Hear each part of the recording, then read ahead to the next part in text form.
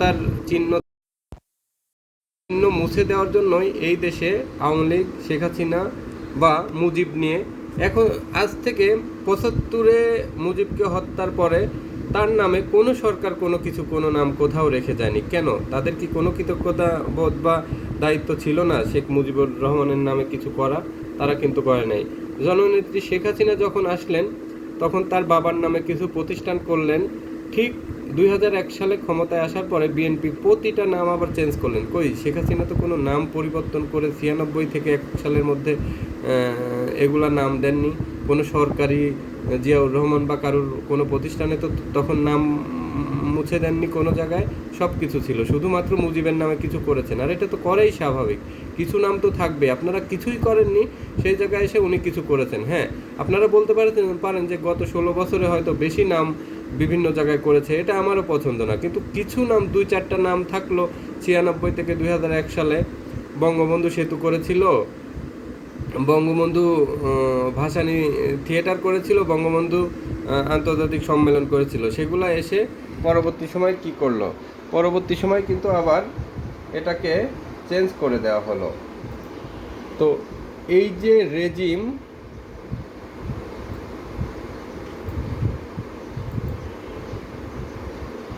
এই রেজিমটা যে চেঞ্জ শুরু করলো, তারপরে প্রথম শেখ রেহানার ঢাকায় কোনো জায়গা ছিল না। বঙ্গবন্ধু কন্যা শেখ রেহানাকে ৩ কাঠার একটা জমি দেন ধানমন্ডিতে। সেটাকে পরে বিএনপি সরকার যেদিন ক্ষমতায় আসে মন্ত্রণালয়ের প্রথম বৈঠকেই শেখ রেহানা সেই বাড়িটা বাতিল করে দেন। আপনারা যে ১ টাকার বিনিময়ে এই যে ৯ বিঘা জমি ব্যবহার করতেছিলেন ক্যান্টনমেন্টের মতো একটা গুরুত্বপূর্ণ জায়গায়, সেটা নিয়ে তো আগে কখনো নাড়াচাড়া হয়নি। তাহলে শেখ রেহানাকে নিয়ে কেন নাড়াচাড়া দিলেন? তারপরে বঙ্গবন্ধু কন্যা তো ২০০১ সালে নিজ ইচ্ছায় ক্ষমতা ছেড়েছে।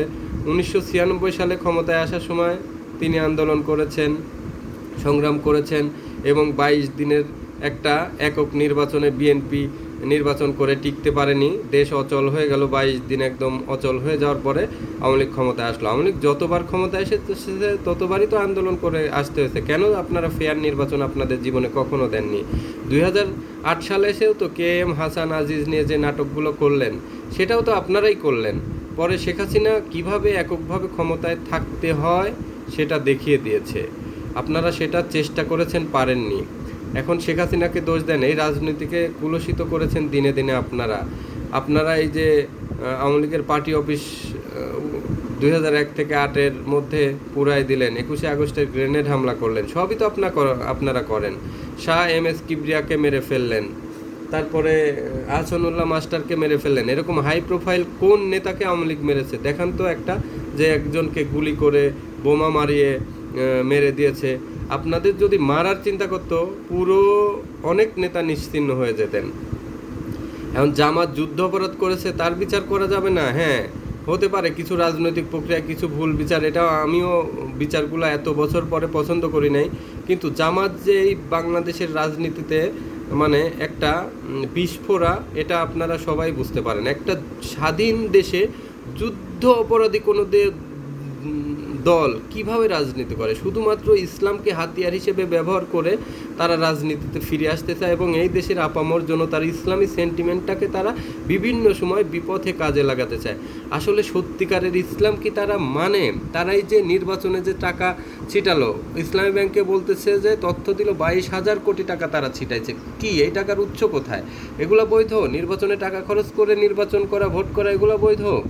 তারা নিজেদের বেলায় 16 আনা অন ইসলামিক কাজ করে আবার মুখে ইসলামের বয়ান খুব দিতে তারা অভ্যস্ত। এইবার এই যে জিনিসগুলা, একবার শেখ হাসিনা আইভি রহমানকে দেখার জন্য যেতে চাচ্ছিলেন ক্যান্টনমেন্টে হাসপাতালে। মহাখালী থেকে CMH পর্যন্ত শেখ হাসিনাকে হেঁটে আসতে হয়েছিল, তাকে বাধা দেওয়া হলো। তো আপনারা এখন বালুর বস্তা নিয়ে খুব শোরগোল। তখনকার সেটা নিয়ে একটা দেশনেত্রী একটা অসুস্থ মানুষকে দেখতে যাচ্ছে, তাকে বাধা দিলেন। কয় কিলো রাস্তা হাঁটলো এখান থেকে? প্রায় ৫-৬ কিলোমিটার রাস্তা হেঁটে আসলো। এগুলো আপনাদের চোখে পড়ে না, আপনাদের চোখে বালুর বস্তা পড়ে। মানে কি যে আপনারা পলিটিক্স করেন, আপনাদের নোংরামি চোখে পড়ে না, নোংরামির রিপ্লাই দিলে চোখে পড়ে। এরপরে উন্নয়নের কথা বলি। বাংলাদেশে বিএনপি থেকে শুরু করে সকল রাজনৈতিক সংগঠন এমন কি উন্নয়ন করেছেন যেটা দেখানোর মতো দৃশ্যমান? বলেন। 1991 সাল থেকে 96 সাল পর্যন্ত ছিলেন, 2001 থেকে 8 সাল পর্যন্ত ছিলেন। এই 5-10 বছরে কি করেছেন? দৃশ্যমান তেমন কিছু করেননি। জননেত্রী শেখ হাসিনা এই 16 বছরে দেশটাকে আমূল পরিবর্তন করে দিয়েছেন। এই যে পদ্মা সেতু নিয়ে ইউনূস যে ষড়যন্ত্রটা করলো, তারপরেও কিন্তু থেমে থাকেননি। এখন এই যে বরিশাল, ভোলা, গোপালগঞ্জ, খুলনা, এই যে ঝিনাইদহ, যশোর মানুষের যাওয়ার যে একটা সংক্ষিপ্ত রাস্তা তৈরি হয়েছে, এই যে প্রতি ঈদে প্রতি সময়ে ট্রলারের যে ভোগান্তি, 12 ঘন্টা 24 ঘন্টা 3 দিন 4 দিন নষ্ট হতো, সেখানে তারা 3 ঘন্টা 4 ঘন্টায় বাড়িতে যাচ্ছে। একটা অর্থনৈতিক উন্নয়ন তৈরি হয়েছে এই বরিশাল তথা ভোলা, পিরোজপুর, ঝালকাঠি এবং গোপালগঞ্জ, ফরিদপুর, মাদারীপুর সহ দেশের কতগুলো জেলায়। তো এই যে চ্যালেঞ্জটা নিতে পেরেছিলেন, কয়জন নিতে পারতেন? এই যে এলিভেটেড এক্সপ্রেসটা করেছেন, এই যে মেট্রো রেলটা করেছেন, বাংলাদেশের মতো একটা দেশে মেট্রো রেল নিয়ে অনেকেই কথা বলতে পারেন, কিন্তু এই সাহস, এই পরিকল্পনা করার দূরদর্শিতা লাগে। আজকে আমরা যারা সাধারণ নিরীহ মানুষ, যারা জ্যামে পড়ে থেকে শুধুমাত্র মিরপুর থেকে মতিঝিল যাতায়াতে 4 ঘন্টা 5 ঘন্টা 6 ঘন্টা পর্যন্ত সময় নষ্ট হতো যাইতে আসতে, তারা বুঝি যে আসলে কি উপকারটা আমাদের হয়েছে। যারা মিরপুরে আমাদের থাকতে হয়, মতিঝিলে অফিস করতেই হয়, তারা এখন আমরা 15, 16, 17, 18, 20 মিনিটে আমরা মতিঝিল পৌঁছে যাই। এটা হয়েছে মেট্রো রেলের গুণে। আজকে এসে মেট্রো রেলকে অযথা একটা প্রকল্প বলেন, এগুলো আপনাদের একদম রাজনৈতিক অদূরদর্শিতা এবং হাস্যকর বিষয়। এরপরে এলিভেটেড এক্সপ্রেসগুলা, এই যে ফার্মগেট টু এয়ারপোর্ট, এটা রূপপুর পারমাণবিক বিদ্যুৎ কেন্দ্র। এই যে গরিব দেশে চীন, ইন্ডিয়া, আমেরিকার রক্তচক্ষু সব কিছু উপেক্ষা করে এই পারমাণবিক বিদ্যুৎ প্রকল্পটা চালু করেছেন, এবং বাংলাদেশ একটা পারমাণবিকের এলিট ক্লাবে 37তম দেশ হিসেবে ঢুকে পড়েছে। তো এই যে বাংলাদেশের যে এই যে উত্থান, শুধুমাত্র অর্থনৈতিক উত্থান হচ্ছে না, এটা একসময় শক্তিগত উত্থানও হবে এই যে পারমাণবিক এই চুল্লিকে ব্যবহার করে। এরপরে এই যে টানেল করলেন, বঙ্গবন্ধু টানেল করলেন, সেটা ওই অঞ্চলের মানুষ জানে যে তাদের কি সুবিধা হয়েছে। চিটাগং টু এই যে যাত্রাবাড়ি যে 4 লেন ঢাকা, তারপরে উত্তরবঙ্গ টু ঢাকা 4 লেন, বিভিন্ন যে ফ্লাইওভার, ওভারব্রিজ সহ সারা দেশের রোড, কালভার্ট সহ যে উন্নয়নটা করেছেন, কারা করেছেন? এত বড় বড় প্রকল্প কারা করতে পেরেছেন? এই যে গভীর সমুদ্র বন্দর যদি হয়, সেক্ষেত্রে দেখেন বাংলাদেশ সবচেয়ে উন্নত, এই এশিয়া মহাদেশের ভিতরে সবচেয়ে আর্থিক উন্নয়ন অগ্রগতি সবচেয়ে ভালো হবে। সিঙ্গাপুরের সাথে তুলনা করলে বাংলাদেশকে নিয়ে ট্রল করেন কেন? সিঙ্গাপুরকে নিয়ে কেন ট্রল করেন? এটা এই যে সিঙ্গাপুরের আর্নিং কি? সিঙ্গাপুরের কোনো রাষ্ট্রীয় সোর্স আছে? কোনো মাটি আছে? উর্বর মাটি বাংলাদেশের মতো আছে? কোনো খনি, কোনো কিছু আছে? কিছুই নাই। ছোট্ট একটা রাষ্ট্র, শুধুমাত্র গভীর সমুদ্র বন্দর ব্যবহার করে তারা সিঙ্গাপুর আজ, এবং বিশ্বের সমস্ত ট্রানজিকশন জাহাজ ভিড়া এই সমুদ্র বন্দরে ভিড়তেই হয়। তো বাংলাদেশের যে সমুদ্র বন্দর, এখানে হয়তো নদীর নাব্যতা কম, কিন্তু বিভিন্নভাবে চিন্তা করলে এই যে বাংলাদেশের রুটগুলা বিশ্বের সাথে, সিঙ্গাপুর থেকে যদি 4 দিন দূরত্ব হয়, বাংলাদেশে হবে 3 দিন। ওখানে যদি 3.5 দিন হয়, এখানে 3.5 দিনের জায়গায় হবে 2.5 দিন। এভাবে প্রতিটা রাষ্ট্রের সাথে যোগাযোগ ব্যবস্থা মিনিমাম 1 দিন কমবে এবং কোটি কোটি টাকা কস্ট কমবে। তো সেখানে বাংলাদেশের গভীর সমুদ্র বন্দর তো আরও অনেক আগে, কত সরকারি তো গেল আসলো, আরও আগে হওয়ার কথা ছিল। এটা হয়ে গেলে তো সিঙ্গাপুরকে ওভারটেক করে এই গভীর সমুদ্র বন্দর বাংলাদেশের ইনকাম সোর্স হবে সবচেয়ে। তাহলে বাংলাদেশের গভীর সমুদ্র বন্দরে যখন সারা বিশ্বের সকল জাহাজ ভিড়বে, তখন বাংলাদেশের আর্নিং কী পরিমাণ হবে বুঝতে পারেন আপনারা? সিঙ্গাপুরের আর্নিং তখন কমবে, বাংলাদেশের আর্নিং বাড়বে। তো তখন বাংলাদেশের অবস্থা কী হবে? আজকে আপনারা হাসি তামাশা করেন। তো এই যে আপনারা শেখ হাসিনাকে যারা আবেগে পড়ে জেনজি নামক একটা জেনারেশনকে ড্যান্ডি খাইয়ে নেশা করিয়ে রাস্তায় নামিয়ে যে সরকার পতনের আন্দোলনে রূপান্তর করেছেন, আসলে এই যে ড্যান্ডিখোর রাস্তায় যে থাকে বিভিন্ন মোড়ে মোড়ে, দেখেন জামাত শিবির নাকি গত 16-18 সালের সেই কোঠা আন্দোলনে ব্যর্থ হয়ে এই 8 বছর ধরে এই প্ল্যান করেছেন যে কিভাবে সরকার পতনে মাঠে মানুষ রাখা যাবে।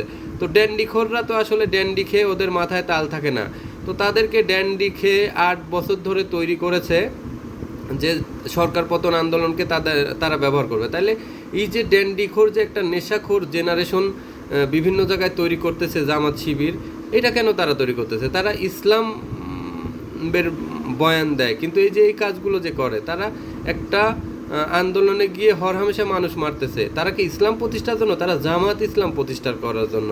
জামাত ইসলাম তো কোনো ইসলামের ব্র্যান্ড না। আপনি যদি কোরআন হাদিস প্রতিষ্ঠার জন্য যুদ্ধ করতেন তাহলে বুঝতাম যে হ্যাঁ, আপনাদের ইসলাম ঠিক আছে। আপনারা নিজেদের শুধু দলের স্বার্থে দেলোয়ার হোসেন সাঈদী একবার বয়ান দিলেন একটা জালসায় যে নারী নেতৃত্ব হারাম, এরপরে কিন্তু কোনো কথা বলা হয়নি, পরের কোনো লাইন বলা হয়নি।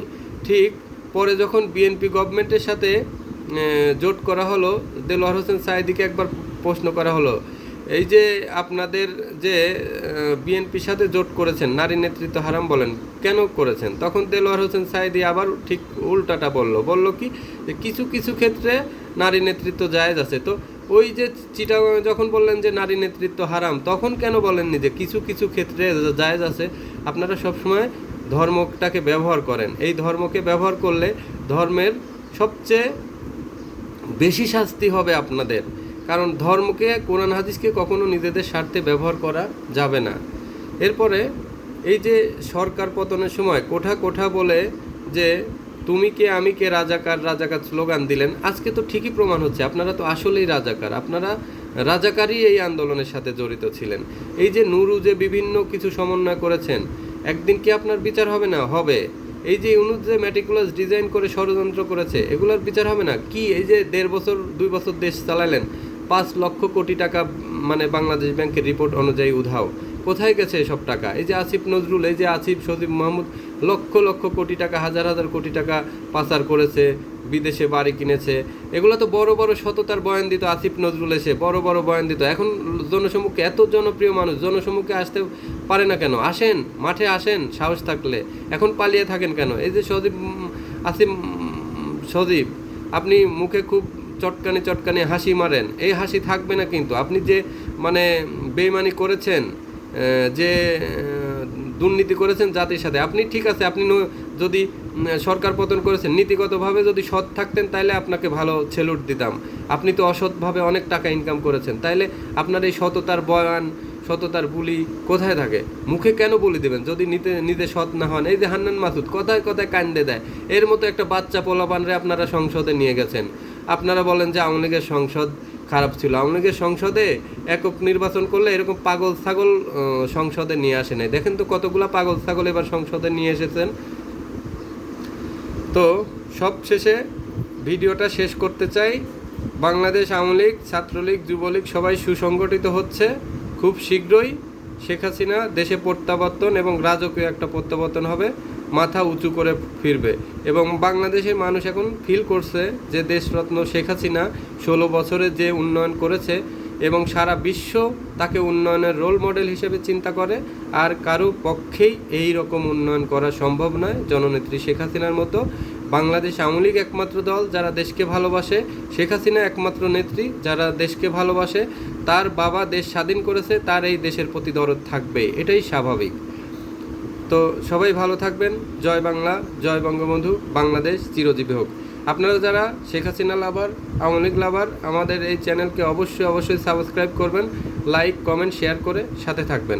চ্যানেলটি সাবস্ক্রাইব করলে গুরুত্বপূর্ণ আওয়ামী লীগের সকল তথ্য ইমিডিয়েট আপডেট পেয়ে যাবেন আপনাদের পেজে। অবশ্যই অল বেল আইকনটি বাজিয়ে দিলে আওয়ামী লীগ সংক্রান্ত সকল তথ্য পাবেন। যারা আওয়ামী লীগ লাভার, অবশ্যই আওয়ামী লীগকে ভালোবাসেন, তারা এই পেজটাকে ফলো করবেন। আল্লাহ হাফেজ।